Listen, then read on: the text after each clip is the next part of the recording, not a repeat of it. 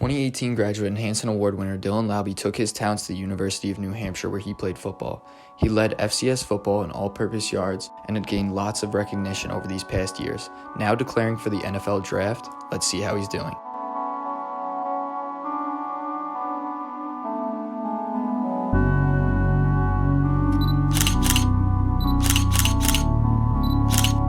right, here's Laube.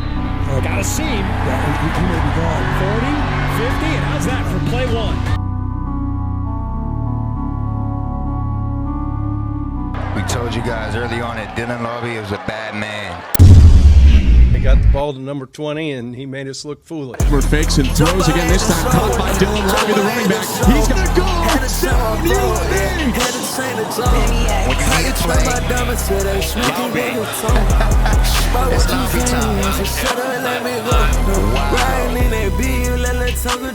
Right in the breadbasket.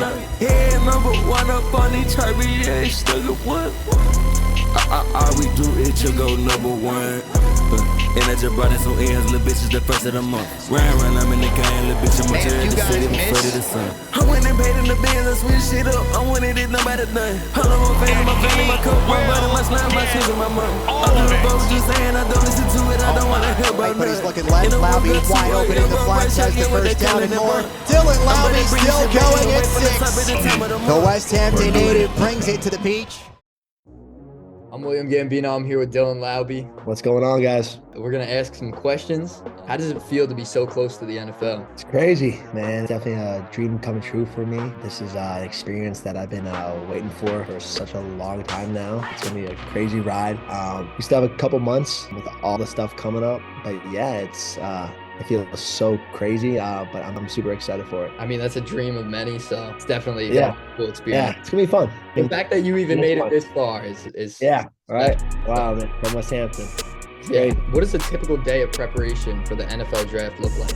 It's definitely a lot of, I would say, more mental than physical. The biggest thing, especially at the facility that I'm training at for the next couple months here in Florida, the place called the X3, they want you to take care of your body so much. Rehab stuff, massage therapists, PT guys, ice baths, hot tubs, saunas, compression boots. And really, like, the workouts itself is not really too crazy.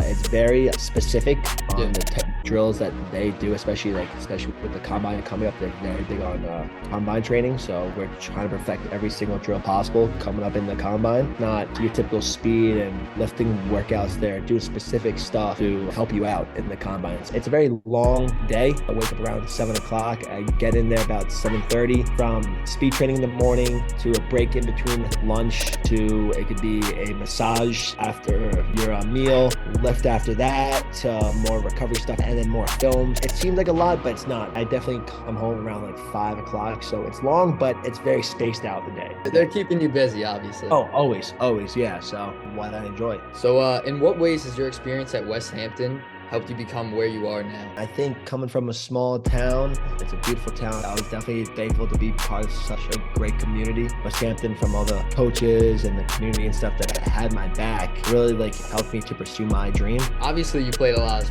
sports growing up, lacrosse, football, all that stuff. I don't know if you're big into pickleball. And I love pickleball now. What qualities make you such a great athlete? Like what you just said, like playing different sports growing up really kind of contributed to me, I think, becoming a better athlete. So I think me being able to once again play all those sports and stuff really kind of made me such a great athlete. When you come home trying to run pickleball, I'll smack you. Yeah, okay, come on. Yeah, I'm not bad. I mean, your brother got to work over the summer. So. Yeah, let's do it. We'll do it.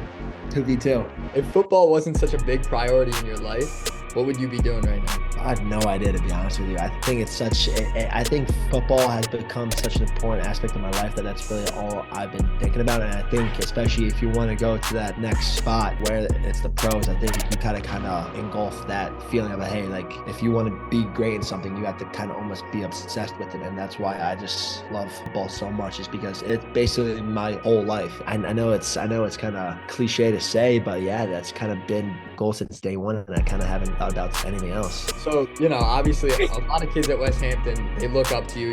You're a household name. You hear Laube, a lot of people think of the great Dylan Laube in West Hampton. You know, obviously a lot of people look up to you. Who do you look up to? I think since day one, it's been my dad and probably both my parents. Seeing them work so hard to create their business and sell it just has really just inspired me to be great and kind of challenged me to be someone that I want to be. And just seeing my dad and my mom work so hard, it just kind of gives me hope of like, hey, if you work hard, you can be successful. Grateful for them. So obviously that Central Michigan game was like, that was one in the history books.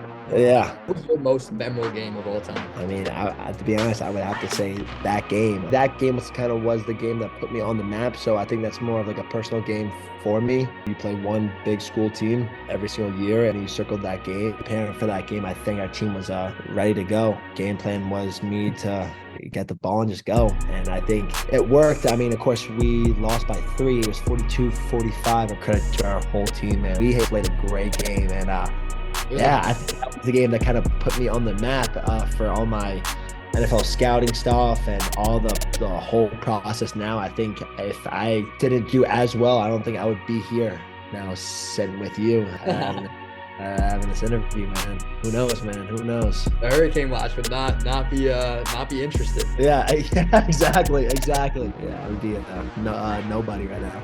Yeah. All right, so off to our final question. So, yeah, what advice would you give to an aspiring athlete? That's a great question, man.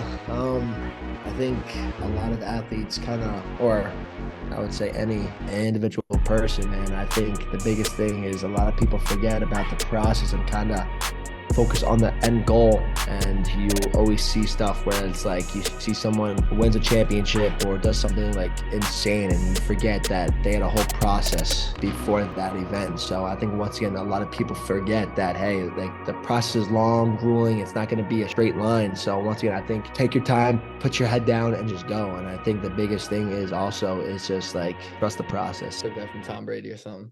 All right, let's do this rapid fire. Rapid fire questions. Favorite place to get lunch in town? Funchos. Favorite athlete? Adrian Peterson. Gas station snack go to? Reese's Pieces. Favorite color? Red. Favorite movie?